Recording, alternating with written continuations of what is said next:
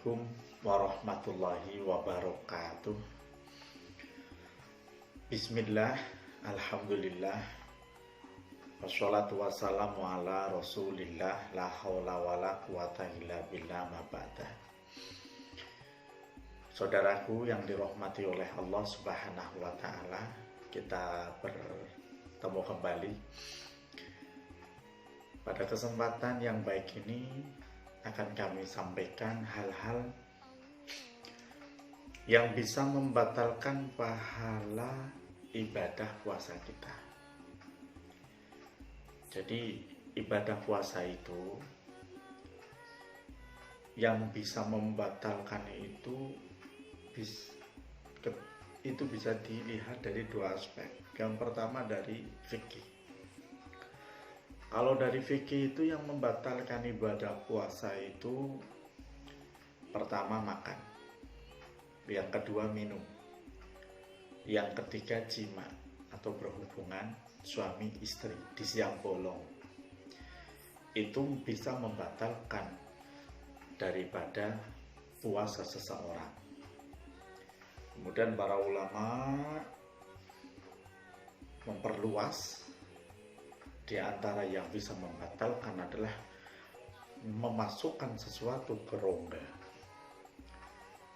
Rongga mulut, rongga hidung, rongga telinga, kemudian dua rongga depan dan belakang. Itu yang membatalkan puasa kita. Tapi juga ada yang membatalkan pahala puasa kita. Ada yang membatalkan pahala puasa kita, walaupun secara syar'iyah, secara fikih puasa kita tidak batal, tapi pahalanya batal. Kalau pahalanya sudah batal, berarti puasa kita tidak mendapatkan apa-apa atau tidak dinilai oleh Allah. Jadi pahala yang harusnya Allah berikan pada kita diambil kembali. Nah, karena sebab apa kata Rasul? Karena sebab khamsatu asya, 5 macam hal. Apa itu yang pertama? Nabi bersabda, al-kadzu, karena sebab sering berbicara bohong. Kalau berbicara suka lombo. Hati-hati ya saudaraku, kalau kemarin antum sering berbicara bohong, maka sekarang hentikan. Kalau tidak ingin pahalanya diambil oleh Allah. Kalau masih diteruskan saja, ya mohon maaf, pahala antum akan diminta oleh Allah, akan diambil oleh Allah. Pahala yang seharusnya antum dapatkan tidak sama sekali karena sebab bohong. Maka mulai dari sekarang berbicaralah yang jujur, berbicaralah yang baik. Atau kalau memang semisal tidak penting, tidak perlu, tidak usah berbicaralah. Qulil khaira au litasmut. Katakan sesuatu yang baik. Kalau tidak ya tasmat, diam sajalah. Karena kan orang diam itu akan menyelamatkan. Diam itu bagaikan emas. Ya, diam itu bagaikan emas. Jadi lebih baik diam saja daripada berbicara cok banyak bohongnya. Karena itu bisa menyebabkan pahala Anda hilang. Yang kedua kata Rasul, wal hibah. Nah ini wal hibah ini, khususnya ibu-ibu nih. Hibah itu artinya mempergunjingkan orang lain, mempergunjingkan orang yang orang itu tidak ada di situ. Cara wong Jawane niku ngrasani. Jadi kalau orang yang berpuasa itu, ya, orang yang berpuasa penggaweane niku mung ngrasani, nggih maaf banget. Puasane jenengan sia-sia, Bu. Puasa jenengan sia-sia, Pak. Atau muda-mudi. Kalau antum menjadi orang yang tukang atau suka menghibah, memperbencingan orang, maka sia-sialah puasamu. Sudah tidak makan, tidak minum, tidak boleh berhubungan suami istri, puasa tidak dapat, tidak puasa dosa. Aduh, kasihan sekali kamu. Makanya kalau ingin mendapatkan pahala puasa, satu, jangan bohong. Yang kedua, jangan rasan-rasan. Kalau ada temanmu ngajak rasan-rasan orang lain, dah biarkan saja. Bila perlu tinggalkan, bila perlu kamu langsung ke masjid, ambil air wudhu, baca Quran. Itu jauh lebih baik.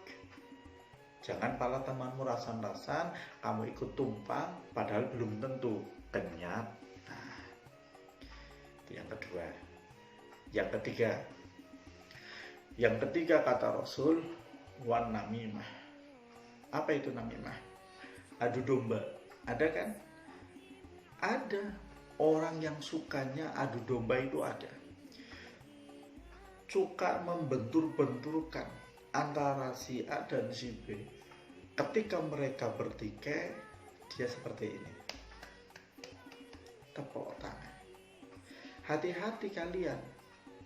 Siapa tahu juga kalian ini menjadi korbannya mereka.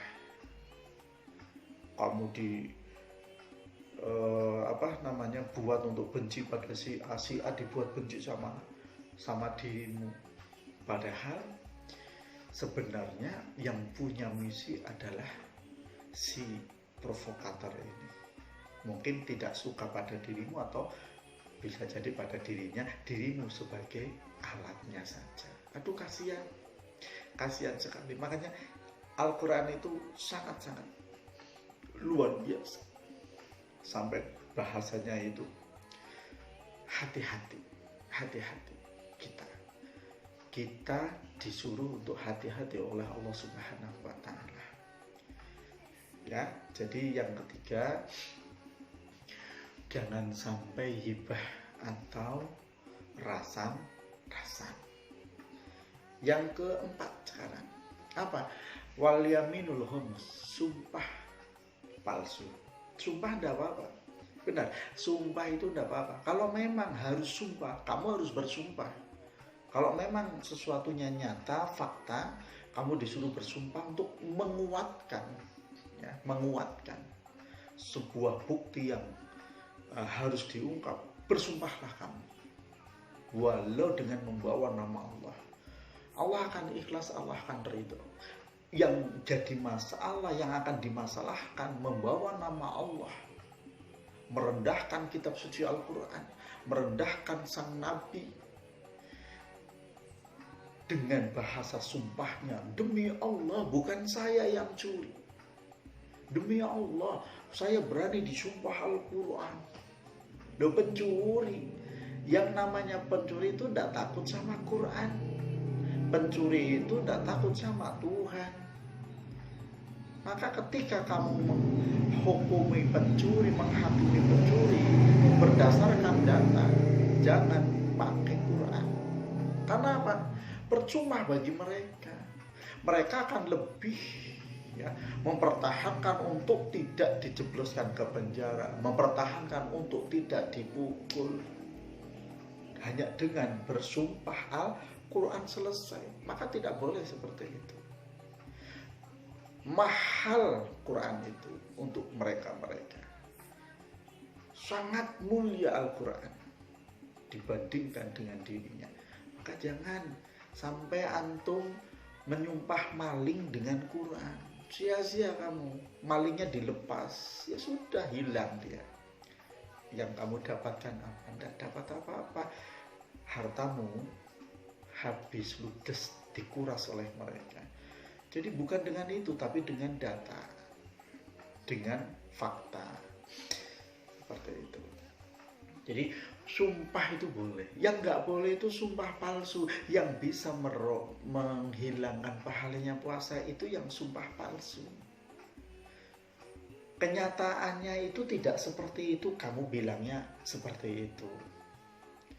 Karena mungkin yang dibela oleh dirimu itu istrimu, saudaramu. Ini yang menyebabkan pahala puasamu diambil kembali oleh Allah. Sedikit pun kamu tidak mendapatkannya. Jangan sampai. Naudzubillah min dzalik. Maka yang 4 ini dihindari. Sumpah palsu ini harus kamu hindari. Kemudian yang kelima. Apa itu yang kelima? Kata Nabi, an-nadru bisyahwah. Apa itu? Melihat dengan syahwat. Lah ini susah ini. Apalagi dengan perkembangan, dengan kepadatan penduduk pada saat ini yang sangat banyak sekali, ya. Muda-mudinya, kaum laki-laki dan kaum hawanya, ditambah lagi dengan kemajuan iptek. Kita tahu yang namanya HP menjamur, ya kan? Di mana konten-konten di situ dipertontonkan laki-laki dan perempuan itu di dunia sosial, di jejaring sosial, belum lagi di dunia kenyataan. Sekarang orang yang bekerja itu tidak hanya orang pria, wanita pun banyak. Coba panjenengan lihat, antum lihat di kantor-kantor mana yang tidak ada wanitanya, hampir semuanya ada wanitanya.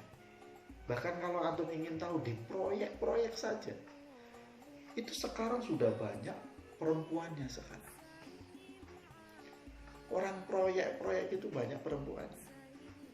Ya mungkin mereka dijadikan sekretaris atau checker dan lain sebagainya. Jadi kalau kita menghindar dari seorang wanita atau menghindar dari seorang pria, inilah disusah kalau zaman sekarang. Keluar saja kamu di jalan sudah berpapasan dengan seorang wanita.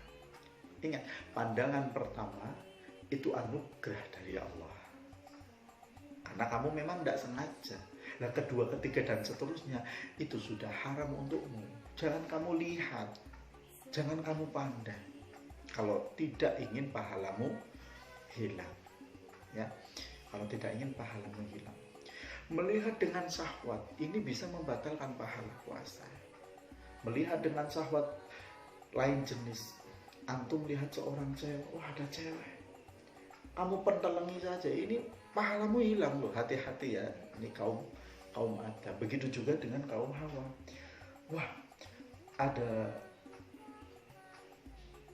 pria tampan, wah, tampan sekali, udah tampan, pakaiannya micis. Wah, ini kalau kaum Hawa melihat ini, mendengarkan ini, pasti akan senyum-senyum sendiri.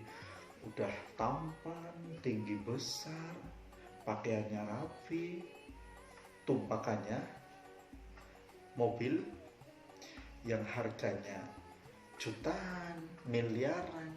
Siapa yang tidak ingin dipersunting oleh orang tersebut, ya kan?